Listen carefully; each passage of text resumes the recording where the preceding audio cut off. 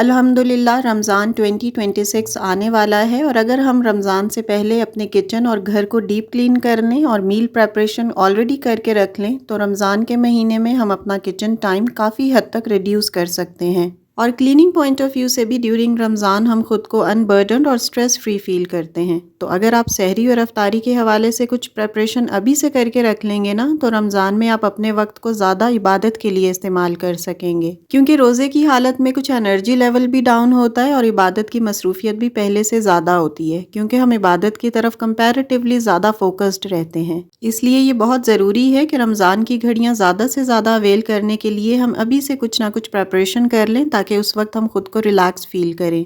तो इसी पॉइंट को फोकस करते हुए मैं कुछ तैयारियां रमज़ान से पहले ही कर लेती हूँ जो आज आपके साथ भी शेयर कर रही हूँ। होपफुली ये टिप्स आपके लिए भी बहुत बेनिफिशियल रहेंगी और डेफिनेटली आपके काम भी आएंगी। तो वीडियो को एंड तक देखिएगा। So let's start our today's vlog. अस्सलाम वालेकुम एवरीवन, दिस इज सना। कैसे हैं आप सब? Hopefully you all are doing great. I am fine too, अल्हम्दुलिल्लाह। रमज़ान का मुबारक महीना मेरी तरफ से मेरी सब ऑडियंस को बहुत बहुत मुबारक हो। सो स्टार्ट करते हैं विद टिप नंबर 1। देखें, before and during Ramzan fridge का यूजेज थोड़ा ज़्यादा बढ़ जाता है, क्योंकि कुछ मैरिनेटेड और फ्राई करने वाले आइटम्स होते हैं जो हम फ्रीज़ करते हैं। इसके साथ साथ कुछ वेजिटेबल्स और फ्रूट्स भी होते हैं जिन्हें हमें फ्रीज़ करके रखना कन्वीनियंट रहता है। तो बस रमज़ान के लिए मुझे भी कुछ चीज़ें फ्रीज़ और स्टोर करनी थी, इसलिए मैंने सबसे पहले फ्रिज को साफ़ किया है। जब एक दफ़ा फ्रिज और फ्रीज़र साफ़ हो ना तो पूरा महीना हमें कोई मुश्किल नहीं आती और हम चीज़ें रखना निकालना आराम से करते रहते हैं। अच्छा, यहाँ एक इम्पॉर्टेंट टिप आपको बताती हूँ। जब आप फ्रिज और फ्रीज़र की सफाई कर लेना तो किसी कॉटन पर या कपड़े पर थोड़ा सा सिरका लगाकर फ्रिज की दीवारों पर, शेल्फ्स पर और बालकनीज पर मल दिया करें। इससे फ्रिज की जो भी एक्स्ट्रा स्मेल होती है ना वो बिल्कुल नहीं आती, स्पेशली अगर आपका फ्रिज पुराना हो। मेरी फ्रिज तकरीबन 15 साल पुरानी है और ये अभी तक मेरा साथ इसीलिए दे रही है क्योंकि मैं इसकी सफाई का ख़ास ख्याल रखती हूँ। Moving to my second tip. जब भी रमज़ान का महीना आता है ना, हर साल मैं धनिए, पुदीने और इमली की चटनी बनाकर इस तरह क्यूब्स की फॉर्म में रख लेती हूँ। And believe me, this method goes so convenient. आप एक क्यूब लें और दही में ऐसे ही डाल लें तो आपका रायता झटपट तैयार हो जाता है। आपको कोई धनिए पुदीने को पीसना या फिर ग्राइंड नहीं करना पड़ता।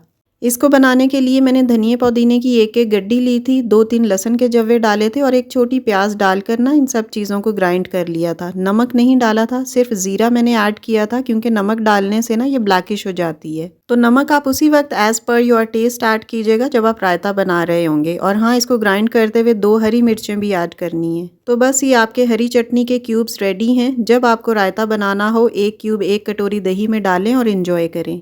Moving to my third tip. ये एक और काम है जो मैं हर साल करती हूँ, वो है कबाब बना कर रखना। दाल और बड़े गोश्त के कबाब मैं बना लेती हूँ। चने की दाल और बोनलेस बीफ मैंने बराबर क्वांटिटी में लिया है। इसमें मैंने प्याज, लहसुन और अदरक, हरी मिर्चें और खड़े मसाले डालकर बॉईल कर लिया है। जब ये दोनों चीज़ें बिल्कुल गल गई ना तब मैंने आंच को बंद कर दिया था और पतीली के अंदर ही इसे कूट लिया है। आपको अलग से कोई कुंडी, ग्राइंडर, हावन दस्ता या फिर सिल बट्टा वगैरह की ज़रूरत नहीं है। अंदर ही ये अच्छे तरीके से ना ये देखें बिल्कुल सॉफ्ट हो जाता है। इसके बाद मैंने 1 बाय 1 करके कबाब बना लिए थे। अच्छा, अगर इन केस आपका ये कबाब का बैटर थोड़ा हार्ड रह जाए ना तो आप इसमें 2 अंडे ऐड कर लीजिएगा, तो ये बिल्कुल सॉफ्ट हो जाएगा। और अगर ये ज़रूरत से ज़्यादा सॉफ्ट हो जाए तो फिर आप इसमें ब्लैक भुने हुए चने ग्राइंड करके उसका पाउडर इसमें ऐड कर दें। चीज़ों को मिक्स करें और कबाब बनाते जाएं। अगर कबाब का मसाला थोड़ा ढीला ढीला या गीला है तो इसमें चने का पाउडर ऐड करके एडजस्ट कर लें। और अगर ऑलरेडी सख्त हो गया है तो फिर इसमें 2 या 3 जितने अंडे आप ऐड करना चाहें ऐड कर लें ताकि इसका बैटर स्मूथ हो जाए और कबाब आसानी से बन सकें, टूटे ना। कभी होता है ना सहरी में बच्चों को खाना पसंद नहीं आ रहा होता या हम लेट उठे होते हैं तो बस कबाब निकाला, फ्राई किया और खाना रेडी। या जो बच्चे छोटे होते हैं या रोज़ा नहीं रखते तो उनके लंच बॉक्स के लिए भी ये यूज़ में आ जाते हैं। कोई सैंडविच बंदा फ़ौरन बना देता है या बर्गर में ये यूज़ किए जा सकते हैं। तो रमज़ान के लिए ये एक बड़ा क्विक और हेल्दी ऑप्शन होता है जो हम कामली यूज़ कर सकते हैं।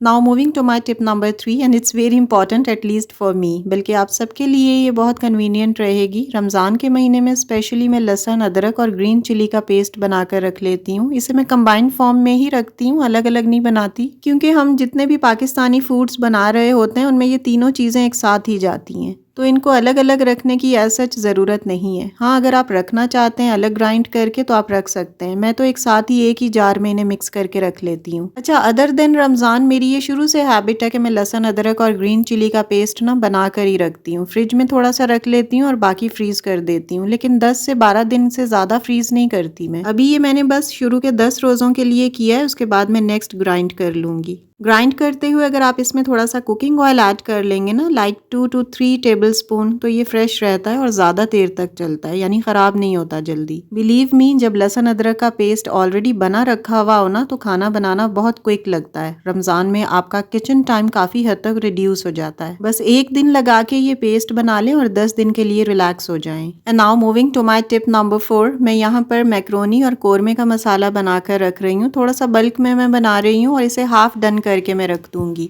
इस तरह जो हाफ प्रिपेयर करके हमने मसाला रखा हुआ होता है ना, ये बहुत कन्वीनियंट रहता है। कभी ऐसा होता है कि हमारे लो डेज चल रहे होते हैं या काम का बर्डन ज़्यादा होता है, तब हम इस मसाले को निकाल कर आराम से यूज़ कर सकते हैं। रमज़ान के अलावा भी मैं अक्सर इस तरह बना के रख लेती हूँ। बस फ्रीज़र से मसाला निकाला और थोड़ी देर में ही खाना रेडी हो जाता है। अच्छा, इस मसाले को बनाने के लिए मैंने थोड़े ज़्यादा क्वांटिटी में प्याज ब्राउन कर लिए थे। उसके बाद मैंने मोटे मोटे काट के इसमें टमाटर ऐड किए हैं। लहसुन भी मैंने इसमें तकरीबन मोटा ही काट के डाला है, क्योंकि एट दी एंड इस सारे मसाले को ना मैंने ग्राइंड ही करना है, तो पिसा हुआ लहसुन अदरक डालने की ज़रूरत नहीं थी। अब इस मसाले को मैंने ग्राइंड करने के बाद ठंडा किया और छोटे कंटेनर्स में डाल लिया था। अच्छा, इस मसाले को भूनते हुए ना मैंने नॉर्मल सीजनिंग भी ऐड कर दी थी, लाइक नमक, लाल मिर्चें, ज़ीरा, धनिया और हल्दी पाउडर। जब आपने खाना बनाना होगा तो एक डब्बा फ्रीज़र से निकालें, इसे पतीली या पैन में डाल दें और अच्छे तरीके से गर्म कर लें। जब मसाला गर्म हो जाए तो जो भी चीज़ आप इसमें ऐड करना चाहते हैं, अगर सब्ज़ी ऐड करना चाहते हैं सब्ज़ी कर लें, दालें कर लें या फिर गोश्त वगैरह, कीमा, कुछ भी आप इसमें डालें और खाना रेडी।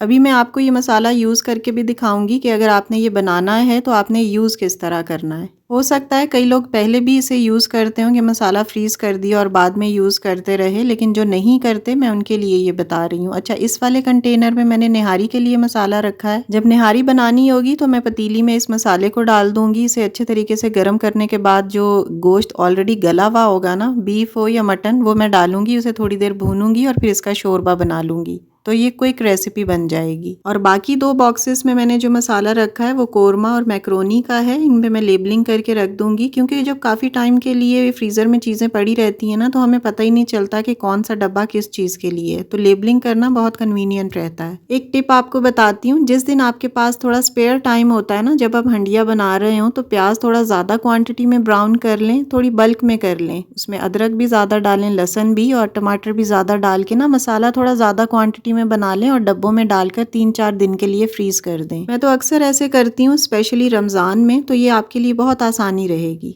जब मुझे बच्चियों के लिए मैक्रोनी बनानी होगी इफ्तारी के टाइम पर, तो मैं ये डब्बा फ्रीज़र से निकालूंगी, इसे पतीली में डालूंगी, वेजिटेबल्स और चिकन ऐड करूंगी, तो मैक्रोनी का मसाला रेडी हो गया। दूसरे चूल्हे पर मैक्रोनी बॉईल हो जाएगी, तो देखें 10-15 मिनट में मैक्रोनी रेडी है। Now moving to my tip number 5, और इसको भी मैं अक्सर फॉलो करती हूँ। क्योंकि मैं प्रेशर कुकर यूज़र नहीं हूँ, इसलिए मैं बीफ और मटन गला के ना इस तरह टेंडर करके बॉक्सेस में डालकर फ्रीज़र में रख देती हूँ। तो जब भी मुझे यूज़ करना हो तो एज़ पर माई नीड मैं इसे निकाल कर इस्तेमाल कर लेती हूँ। अगर आप कुकर यूज़ करते हैं तो वेल एंड गुड, उसमें तो फ़ौरन गल जाता है। मैंने शुरू से इस्तेमाल ही नहीं किया तो मुझे उसका तरीका ही नहीं आता और मुझे थोड़ा डर भी लगता है प्रेशर कुकर यूज़ करने से। Anyhow, moving to my tip number 6। आजकल मटर सस्ते हुए हैं तो थोड़े बल्क में लेकर ना इसे मैंने निकाल के रख लिया था। अपनी मेड से कह के मैंने कुछ निकलवा लिए थे और कुछ मैंने खुद छील लिए थे। इस्लामाबाद में मटर आजकल 100 से 150 रुपए किलो हैं। आजकल सीजनल हैं, इनका टेस्ट भी अच्छा होता है और थोड़े सस्ते भी होते हैं, तो ज़्यादा क्वांटिटी में लेकर छील कर फ्रीज करना बड़ा आसान रहता है। जब इनका सीजन ऑफ हो जाता है ना तो इनका टेस्ट भी अच्छा नहीं होता और ऑफ कोर्स महंगे भी हो जाते हैं, तो पहले से छील कर रख लेना काफ़ी फायदेमंद रहता है। रमज़ान में ये बॉईल करके स्प्रिंग रोल्स में यूज़ किए जाते हैं, पास्ते में भी डाले जाते हैं और मटर पुलाव तो बहुत मज़े का बनता है। आज मैंने मिक्स वेजिटेबल्स बनाई थी तो उसमें भी मैंने ये यूज़ किए थे। तो बस आज आप ये काम भी ख़त्म कर लें। रमज़ान के लिए 2 किलो 3 किलो मटर लाकर ना या खुद छील लें या किसी से छिलवा कर फ्रीज कर लें। Now moving to my tip number 7, और यहाँ मैं आपको बता रही हूँ कि जो मसाला मैंने फ्रीज करके रखा था ना कोरमे के लिए, उसको मैं किस तरह से यूज़ करती हूँ। देखें, पैन को मैंने प्री हीट किया और इसके अंदर मैंने वो मसाला एज इट इज़ ऐड कर दिया था। थोड़ा सा भूनने के बाद मैंने इसमें पानी डाल दिया है। एक बॉईल आने दें और फिर हल्की आंच पर इसे छोड़ दें। और ये जो कोफ्ते मैंने बनाए थे ना, ये मैंने पिछले व्लॉग में आपको बताया था, इसको मैंने एज इट इज़ डाल दिया। ये विदाउट फ्राइंग ही अच्छे बन जाते हैं, बिल्कुल मैंने इन्हें फ्राई नहीं किया। होममेड कोफ्ते की ये आसान सी रेसिपी मैं किसी व्लॉग में आपके साथ शेयर भी कर दूंगी, रमज़ान में आपके काम आएगी। ये फ्रीज़ हो जाते हैं और आप आसानी से पूरा महीना इन्हें इस्तेमाल कर सकते हैं। फ्राई किए बगैर ही आप शोरबे में डालें और इसका कमाल देखें। आपको फ्राई भी नहीं करना पड़ेगा, एक्स्ट्रा ऑयल की भी झंझट नहीं होगी और टाइम भी बचेगा। बस आपने मशीन का बारीक कीमा लेना है, मटन हो या बीफ। उसके अंदर आपने लहसुन, अदरक और ग्रीन चिली का पेस्ट 2 से 3 चम्मच या जितना आपको पसंद है 4 चम्मच आप ऐड कर लें कीमे की मिकदार के अकॉर्डिंग। उसके बाद आप नॉर्मल सीजनिंग ऐड कर दें एज़ पर योर टेस्ट। नमक, लाल मिर्चें, ज़ीरा पाउडर, धनिया पाउडर और थोड़ी सी हल्दी ऐड कर दें। बस इन सब चीज़ों को अच्छे तरीके से मिक्स करें और इसकी बेस्ट बाइंडिंग के लिए ब्लैक भुने हुए चनों का पाउडर घर पे ही ग्राइंड कर लें और पाउडर 3-4 चम्मच इस बैटर में ऐड कर दें। कीमे को मिक्स करें और फिर छोटे छोटे या बड़े जैसे भी आपको पसंद हैं कोफ्ते बना लें और इन्हें ना लेयरिंग करके फ्रीज कर दें ताकि ये आपस में चिपके नहीं। ओवरनाइट फ्रीज करें और बस नेक्स्ट डे आप एज इट इज़ इसे शोरबे के अंदर डाल दें। आप बिलीव करें, बिल्कुल पता नहीं चलेगा कि आपने इन्हें फ्राई नहीं किया। तो बाजार के महंगे और नाखालिस कोफ्ते लाने से बेहतर है कि आप ये घर पर बनाएं, झटपट बन जाते हैं।